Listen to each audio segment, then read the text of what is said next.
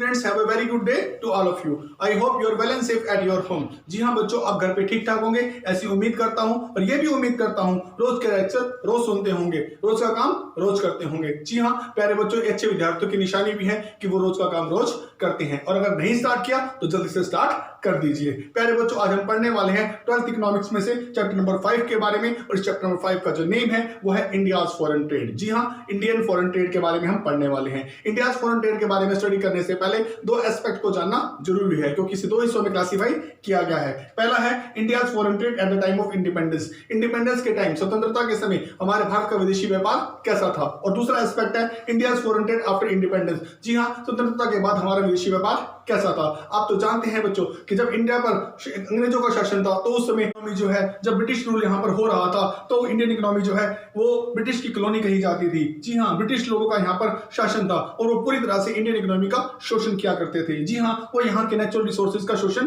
क्या करते थे, यहाँ के रॉ मटेरियल को कहाँ ले जाते थे, वो यहाँ के रॉ मटेरियल को इंग्लैंड ले जाते थे ताकि वहां पर उसे इंडस्ट्री में लगाया जा सके, और वहां से फिनिश गुड्स को लाकर इंडिया में महंगे दामों पर बेचते थे। इस तरह से वो सरासर इंडियन इकोनॉमी का एक्सप्लोटेशन करने में लगे हुए थे। उन्होंने तो इंडियन डोमेस्टिक इंडस्ट्री को नुकसान पहुंचाने की भी कोशिश करी। हमारे हैंडीक्राफ्ट जैसे उद्योगों को, बनारस के जो साड़ी उद्योगों को, जो पूरी तरह से उन्होंने जो है वो नष्ट भ्रष्ट कर दिया। हाँ, जब ब्रिटिश रूल चल रहा था तो इंडियन इकोनॉमी जो है पूरी तरह से इसकी मार्केट को उन्होंने कैप्चर किया हुआ था। लेकिन मैं आपको यह बता दूं, at the time of independence और balance of trade was favourable. क्यों था बैलेंस ऑफ ट्रेड फेवरेबल? जी हाँ, ये बताना चाहता हूं क्योंकि उस समय भी हमारे रॉ मटेरियल का एक्सपोर्ट हमारे इंपोर्ट से कहीं ज्यादा था, इसलिए वहां पर हमारा बैलेंस तब भी जो है वो जो है फेवरेबल दिखाई देता था। अगर हम इंडियन फॉरेन ट्रेड की बात करें eight the time of independence तो हमें तीन चीजों के बारे में स्टडी जरूर रूप से करनी चाहिए। पहली स्टडी है वॉल्यूम ऑफ इंटरनेशनल ट्रेड। जी हाँ, वॉल्यूम ऑफ इंटरनेशनल ट्रेड का मतलब होता है, वॉल्यूम का मतलब होता है कि इसका मतलब है क्वांटम से। किसका क्वांटम? जी हाँ, एक्सपोर्ट और इंपोर्ट का क्वांटम। कितनी वैल्यू में एक्सपोर्ट करते हैं आप विदेशों को, कितनी मात्रा में विदेशों से इंपोर्ट करते हैं, इसे कहते हैं हम वॉल्यूम ऑफ ट्रेड। जी हाँ, अगर मैं आपको बताऊं तो इंडिया का जब इंडिपेंडेंस का टाइम था तो इंडिया का रॉ मटेरियल बहुत बड़ी मात्रा में एक्सपोर्ट होता था, इसकी बजाय इंडिया के इंपोर्ट थोड़े थे। इसीलिए उस समय हम कह सकते हैं कि इंडिया का एक्सपोर्ट ग्रेटर था इंडिया के किए जाने वाले इंपोर्ट से। जी हाँ, तो इस समय इंडियन इकोनॉमी में जो इंडिया का बैलेंस ऑफ पेमेंट था वो फेवर रहा करता था। अब वॉल्यूम के बारे में आप जान चुके हैं कि इंडिया से होने वाली एक्सपोर्ट की आइटमें इंडिया में होने वाली इंपोर्ट की आइटमों से कहीं ज्यादा थी।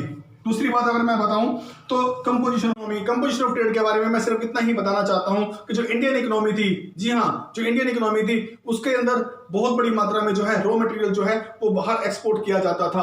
और क्या करते थे हम लोग? इंपोर्ट करते थे फिनिश गुड्स का। जी हाँ, अंग्रेज बना हुआ माल, अपने इंग्लैंड में बना हुआ माल वहां पर यहाँ पर लाकर बेचते थे। इसीलिए कंपोजिशन में हम कहें कि ज्यादा मात्रा में हम रॉ मटेरियल का एक्सपोर्ट करते थे और फिनिश गुड्स को इंपोर्ट करते थे। थर्ड बात अगर मैं कहूं, डायरेक्शन ऑफ ट्रेड पूरी तरह से रिस्ट्रिक्टेड था। जी हाँ, हमें किसी और कंट्री के साथ व्यापार करने की मनाही अंग्रेजों ने कर दी थी, ब्रिटिश लोगों ने कर दी थी। तब हमारा सिर्फ व्यापार जो है वो ब्रिटेन के साथ ही हुआ करता था, जिसमें रॉ मटेरियल हमारी तरफ से एक्सपोर्ट होता था और फिनिश गुड्स बना हुआ माल जो है हमारी तरफ आ जाया करता था, अर्थात वो हम लोग इंपोर्ट करते थे। तो मेरे बच्चों, ये स्टडी है कि हम किसी भी जगह पर स्टडी के बारे में अगर आंसर लिखना चाहते हैं तो हमें तीन एस्पेक्ट के बारे में जानना होगा। जी हाँ, पहला वॉल्यूम, दूसरा कंपोजिशन ऑफ ट्रेड, तीसरा है डायरेक्शन ऑफ ट्रेड। बच्चों, सब हम पढ़ने वाले हैं सेकंड एस्पेक्ट के बारे में। जी हाँ, इंडियन फॉरेन ट्रेड के सेकंड एस्पेक्ट के बारे में। इसमें हम स्टडी करेंगे इंडिया का फॉरेन ट्रेड आफ्टर इंडिपेंडेंस कैसा था। मेरे बच्चों, इंडिया ने इंडिपेंडेंस के बाद 5 ईयर प्लानिंग को अडॉप्ट कर लिया था ताकि वो ग्रोथ और डेवलपमेंट को अच्छा कर सके, वो अपने एक्सपोर्ट और इंपोर्ट को बढ़ा सके। इसीलिए उसने 5 ईयर प्लानिंग को अडॉप्ट किया। और इसके अंदर अगर हमें स्टडी करनी है कि आफ्टर इंडिपेंडेंस जो है वो इंडियन फॉरेन ट्रेड कैसा था, तो हमें तीन बातों की स्टडी को ध्यान रूप से बड़े विशेष रूप से करना होगा। पहला है वॉल्यूम ऑफ ट्रेड के बारे में हमें जानना होगा, दूसरा हमें कंपोजिशन ऑफ फॉरेन ट्रेड के बारे में जानना होगा, तीसरा हमें जानना होगा डायरेक्शन ऑफ फॉरेन ट्रेड। जी हाँ, पहला है volume of foreign trade.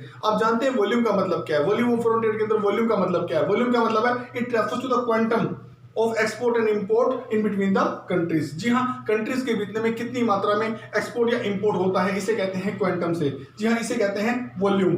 Initial stage पे आप जानते हैं कि एक्सपोर्ट और इंपोर्ट दोनों ही बड़ी कम मात्रा में थे।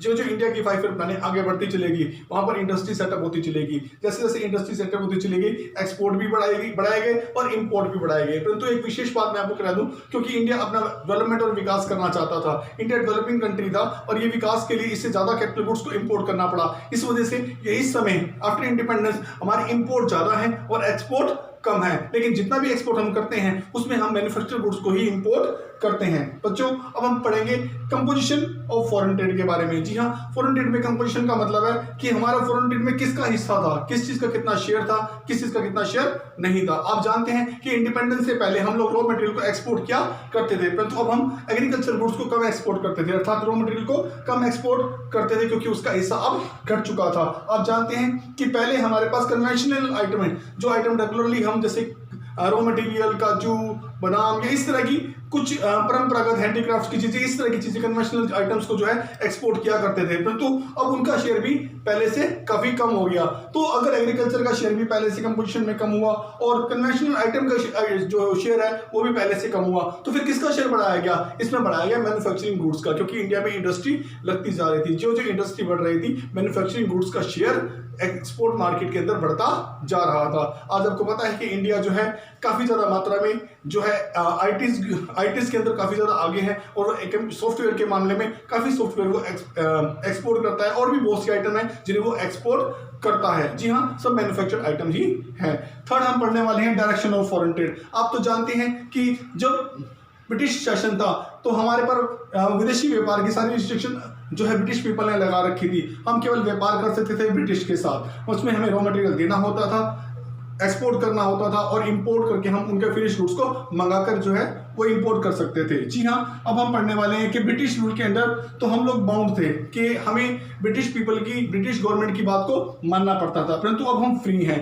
आफ्टर इंडिपेंडेंस हम फ्री हैं। हमारा व्यापार किसी एक कंट्री के साथ नहीं होता, केवल ब्रिटिश पीपल के साथ नहीं होता है, बल्कि हमारा व्यापार तो UAE, China, USA, Switzerland, Singapore, Australia, Iran, Korea, Indonesia, UK, Japan, Belgium और साथ साथ सऊदी अरेबिया से भी होता है। जहां हमें लगता है जो हमारे अच्छे पार्टनर्स हैं उनके बारे में मैं एक छोटा सा जो डाटाज है वो आपको यहाँ दे देता हूँ। बाकी डाटा जो है आपको अपनी बुक से स्टडी करना होगा। हमारे साथ आज वर्तमान में अगर मैं 2018-19 की बात करूं तो चाइना के साथ जो हमारा व्यापार का शेयर है वो 13 हमारे जो टोटल व्यापार है हमारे पास 13.7% है। यूएसए के साथ हमारा जो रेशो है ऑलमोस्ट जो है 7% तक व्यापार हम लोग टोटल व्यापार का 7% व्यापार यूएसए के साथ करते हैं। सऊदी अरेबिया के साथ हमारा 6% तक व्यापार होता है। टोटल व्यापार का 6% व्यापार हम सऊदी अरेबिया के साथ करते हैं। स्विट्जरलैंड के साथ हमारा 3.5% का शेयर है, और इस तरह अदर रेस्ट ऑफ वर्ल्ड के साथ, जी हाँ, अदर कंट्रीज जो रहेंगे, जो हमारे और भी जो है फॉरेन ट्रेड के पार्टनर्स हैं जिनसे हम फॉरेन ट्रेड करते हैं, वो 70.3%